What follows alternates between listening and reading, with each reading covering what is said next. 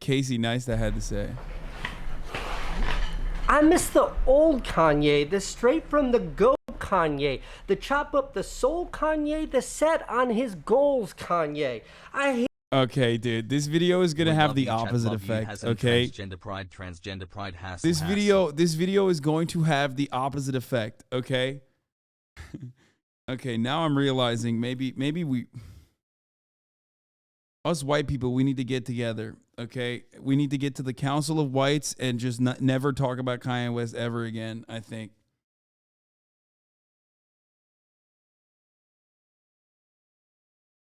Like a.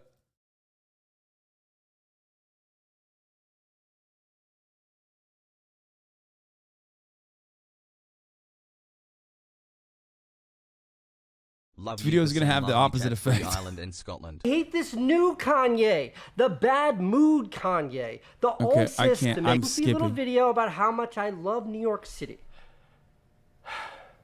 But I open up Twitter and every other tweet is about Adidas dropping Kanye. I open up Instagram and every post is someone saying, I stand with my Jewish friends. So when I'm on my run this morning, my dark, cold, rainy run, my time, it's a time of the day when I'm... I know it's a parody of Kanye's song. What the fuck are you talking about? I know. That makes it cringe. That is what makes it cringe. I'm thinking, I'm incubating ideas. It's when I come up with all of my thoughts that I then try to form and patty into videos. I have this block. I have this block because all I can think about is the hatred that this guy is spewing, the damage that it's causing. I fixate on the fact that here we are in 2022, and by all quantifiable metrics, anti-Semitism, that is the hostility towards all Jewish people, is on the rise. And Kanye West, one of the biggest stars on the planet, is doing his part to fan the flames of hatred towards an entire group of people. Okay, look, this is me. This is me here on my wedding day. This is my nice Jewish bride. This is me. And this little pink funny little hat right here, that is called a kippah. 25 months, peepo pog, wow. Here is a picture of my younger brother, U.S. Air Force Captain Dean Neistat, now retired. This is him flying his jet. This is Dean here, judging by his Kevlar and the fact that he has a gun. This is probably in Afghanistan. This is another picture of Dean. Again, he's armed here, so he's probably somewhere downrange. And then here's a picture of Dean, my little brother. He's in Kabul right there. Welcome to Kabul. Now, why does a Jewish guy like me wear a kippah at my wedding? Why does a Jewish guy like my little brother wear one even when he's at war? The truth is, I don't know. I had actually looked that up on Wikipedia. It has something to do with like honoring God by having something between you and God. I don't know. The reason why I don't know, I'm not religious. I only went to shul. Shul is what you call Jewish church. I only went to shul when I was a kid, like once a year with my nana because I wanted to skip school and it was a great excuse.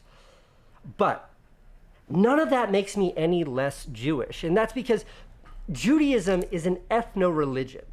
And what that means is, for most Jewish people, you're born Jewish. And you don't get to choose whether you're Jewish any more than a black person chooses whether they're black. And while my feelings about religion are undefined, I'm immensely proud of my Jewish background and heritage. So for Ye to spew that kind of hatred, it doesn't matter if it's anti-Semitism or old-fashioned racism, like the time he said slavery was a choice, or when he said Harriet Tubman. Okay, shit on Casey all you want, because he's like kind of cringe, but like, out of all of the like white liberals who have talked about Kanye West, this is one of the first instances where I've seen one of them at least bring up that Kanye West is also saying anti-black shit. Never actually freed the slaves. He said those things. He said those things with a camera in his face. or whatever other like white supremacist garbage he was going on and on about in these interviews that are now going viral all over the internet. It's all the same. It's all hate speech. And what that kind of hate speech does, when communicated by someone of his stature, with his bully pulpit, it tells other people of compromised integrity. It's Tuesday, bruv. Not people like you or me, people who are harboring prejudiceness of their own.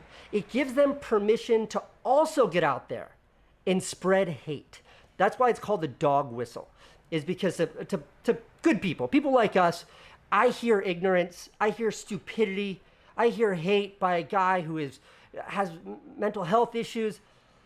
But to others, those dangerous, hateful people in the margins, what they hear is something very different. To them, it's permission to get out there and throw a banner over the 405 freeway in Los Angeles that says Kanye is right, while they stand on the bridge next to it, giving the Hail Hitler salute to everyone driving by. That literally happened yesterday in LA. Now, let me tell you why this hurts so much, why this hurts me so much. Kanye was great. Kanye was great. Now, I don't know Kanye. I don't know him currently or ever. But I did meet the guy on a couple of occasions. So like 2002, maybe 2003, way back when. This is before his first album, College Dropout, came out. And I want to say, this is before Jesus Walks, which I think was his first single. This is before that came out. This girl I knew invited me to go to the Hammerstein Ballroom here in New York City. She had these backstage passes because she was working with like one of the artists performing or something. So we go, and like, okay, early 2000s. Hip hop then, rap then was still pretty hardcore. It was like gangster stuff. If you were a rapper, you were tough. And I'm like this white kid backstage. I'll be back in a second, hold on. And then in walks this like mild-mannered guy. And I remember, it was Kanye. I remember he had on a polo shirt, and it was like a pastel green or a pink or something.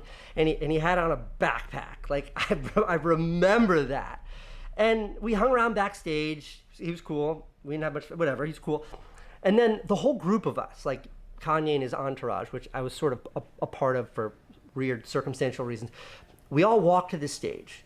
Kanye led us out of that room, and he was the first to open the door. This I remember. First to open the door, and he stood there holding the door open for all of us to walk past.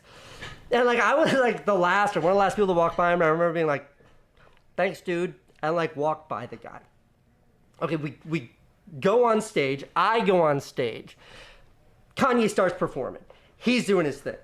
All of his like the girls, the guys, the people around him, they're all like getting into it. They're all in the rhythm. Kanye's there, and he's just like, you know, Kanye's doing Kanye. And he's up there just like letting the audience have it. I'm the only white guy on that stage. And I don't know how to dance. I don't know how to dance ever. And I'm like, I just remember like, I'm on the stage and the audience can definitely see me. They can positively, and like, I'm just trying to like find the rhythm and dance, and like this is kind of how I dance. I don't really know how to dance. And I remember it was like really embarrassing and weird, but I was psyched to be on the stage with this guy because he just seemed so cool and so confident. It was embarrassing and amazing all at once. That was the first time I met Kanye. I still don't know how to dance, by the way. Okay, a decade later, by now Kanye has become Kanye. And I'm at like this dinner party. It was for this artist friend of mine. Tom had like an after party for his art show. Did I just miss did I miss him hitting the Lud? Kanye, let me tell you a story. And I tell him, and like I'm just trying to like find the rhythm and dance, and like this is kind of how I dance. I don't really know how to dance. And I remember it was like really embarrassing and weird, but I was psyched to be on the stage with this guy because he just seemed so cool and so confident. It's a form of the Lud. Amazing. He hit the Lud a little bit. First time I met Kanye. I still don't know how to dance, by the way. Okay, a decade later, by now Kanye has become Kanye, and I'm at like this dinner party. It was for this artist friend of mine. Tom had like an after party for his art show. Kanye was there, so I go over to him and I'm like, "Yo, Kanye, let me tell you a story." And I tell him the story I just told you. And he's like, "Oh, I remember that." And there's no fucking way he remembers that, but he was kind and he said, "I remember that." And I'm like, "Kanye, what are you up to now?" Hey, good to see you. What are you up to? And he's like, oh, I'm on tour with my group. You should come see us. His group, by the way, was him and Jay-Z on the Watch the Throne tour. And he did, like, he followed through. He, like, sent me tickets. I went and saw him the next night. It was great. Anyway, I'm like, cool, you're on tour. What else are you up to? And he's like, well, I'm getting into fashion. I'm like, tell me more. And he just starts going This guy off sounds like Ben about Foster. his ideas for fashion. And wants to start designing clothes, and he just keeps rattling off what he wants to do, and he's like getting really excited about it. He loses me completely. I have no idea what this guy's talking about, but the passion. And he's just going, and like, I know the look I must have been giving him in that moment must have been like the look that Candace, my wife, gives me when I start telling her an idea for a video. It's like an idea that made perfect sense in his head, total sense in his head, in his brain. But to me, it was like utter nonsense. Look, I'll show you. I got a picture. Look, this was us. Look at how happy he is. You ever seen such a happy Kanye? He was psyched because I'm like, tell me about your fashion plans. We're homies. And then he did it. He did it all. All those ideas he told me he did. He's posting pics for proof. Kanye is one of those rare few where he was an artist first. Some musicians are just musicians. Some musicians are like businessmen. Others are performers. And it's like YouTubers. Like some YouTubers are cinematographers or photographers. Some YouTubers are influencers or personalities. Some, very few, are artists. And Kanye was an artist. He made art, whether it was fashion or music. It was made without a consideration of what his peers were doing. He wasn't trying to fit in or follow some path defined by others who had already found success in the same space. He defined his own path. Okay, that documentary on HBO called Genius, first episode, there's this scene in that documentary. And in that scene, Kanye West he has a contract then with Rockefeller Records, but they're not following through. They're kind of screwing him over. And he busts into Rockefeller Records offices, like goes in there, and his intention is to show whoever will hear him, he wants to play his new single. So he's playing All Falls Down for this woman. Watch. Look at that. She doesn't know how to react, so she's laughing. And look at that look. He knows she didn't care. She didn't like it. She did not approve. He knows that. Now, I don't know what was going on. Obviously, I don't know what was going on in that room. I don't know what that woman was thinking, but what it looks like is she didn't know how to react. Here's this guy, he's got a new sound. Hip hop then meant one thing, and this did not fall into that norm. So of course she didn't know how to react. His art was unprecedented, but he knew. He knew it was good, and he didn't care if you didn't like it or not, because not liking it didn't make him wrong. It just showed that they couldn't see what he could see. And that is what made him time and time again, not just a musician, not just a designer, but an artist. That song, by the way, went on to be his first top 10 solo track, and it was nominated for a Grammy. He had the vision, and he was right, even though he was literally laughed out of that office. But that's why this all hurts so much, because that journey, that art is so rare. It's generational. It has the power to inspire an entire generation. It tells a generation that you can if you believe you can.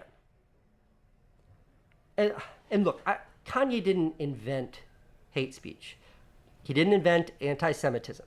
It's been around long before him, and it will be around long after him.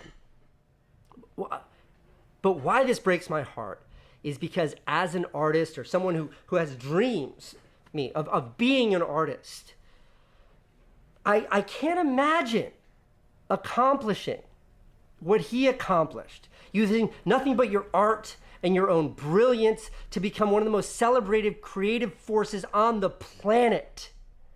And to do that at a time when the planet is more fractured than ever.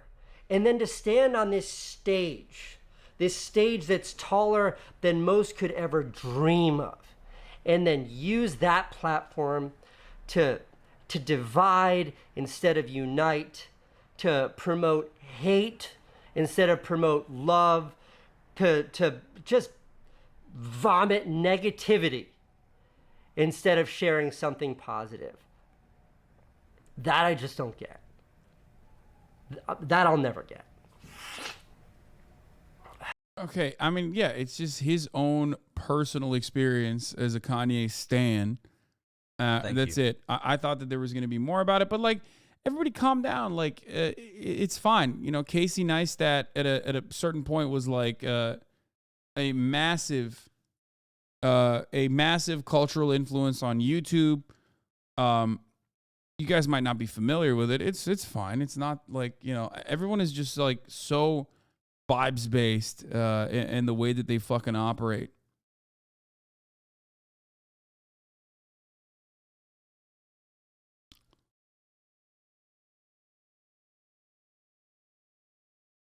But that level of influence and prominence is what makes his recent anti-Semitic fall from grace all that worse, because he still has a lot of motherfuckers who love him, who have never met a Jewish person, who maybe even have like anti-Semitic parents or have anti-Semitic thoughts themselves, who now feel validated in that anti-Semitic attitude, and will turn around and repeat that shit, and that will you know, increase the forces of weird Nazi, fascist, neo-Nazi ranks. So it's not good. It's not good at all. Hope you're doing well, Has.